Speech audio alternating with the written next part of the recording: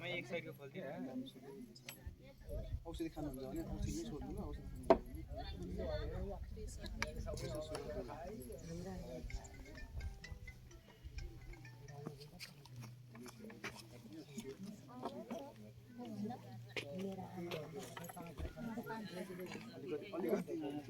यस्तो गरी थिच्नुस् त खाना खानु भएको छ कि छैन खानु भएको हो 230 रहेछ आमाको नि बेसी नै छ कतिखेर खानु भएको आमा 9 बजे आमा नाम के रे तपाईको छेनी हुन्छ न बेलुका भित्र जान एकछिनमा लट्ठिन्छ कति पर्सेन्ट भएको आमा पनि अलि जे पनि हाल्नु के सर यो अगाडिबाट नि खाइदियो कुनै दात खाली अहिले खानु भएको खाइदियो नयाँ छैन नयाँ हाल्ने विचार गरे हल्लेको उ गरेको नत्र त्यो यसरी रिस लिनु हुन्न त्यस्तो उ भएको छ नि भित्र कहिले काहीँ जोखिम हुन्छ दाँत भनेको दाँतै खाने दाँतकै विशेष दाँत चाहिँ एकचोटिमा धेरै पनि निकाल्नु मिल्दैन पाक्न 10 वर्ष छ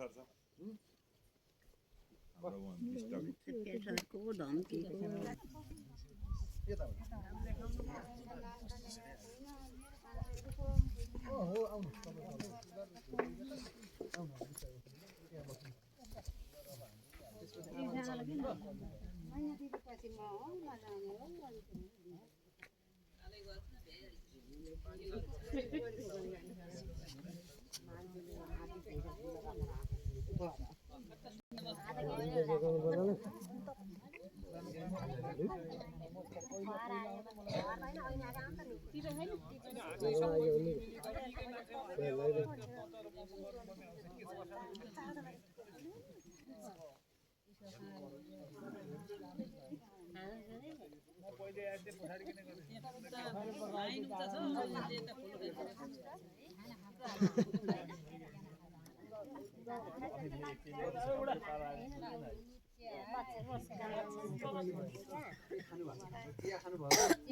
भातै हो त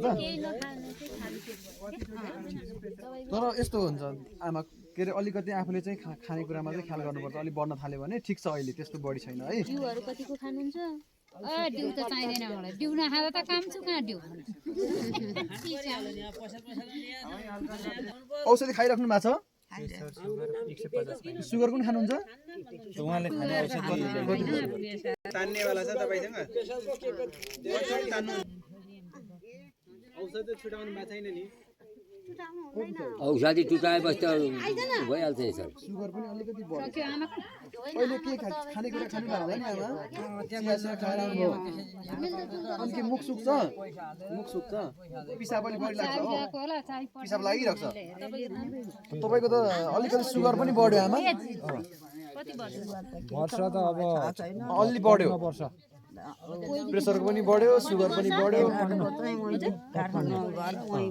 उहाँले खाने औषधि 10 दिन बसेर 55 वर्षको आमालाई लिएर हुन्छ अनि त्यही दबाई अनि आमा पुराएर लिएर आउँदा नि हुन्छ रे आमालाई लगेर औषधि मात्रै लिएर आउँछ त्यसो भए ल्याइदिहाल्छ हैन आमाले हेरेर बोलेछ नि त खाने दबाई अब भयो हैन पठाइदिनु अनि गएर त्यो खाएको 222 कि 23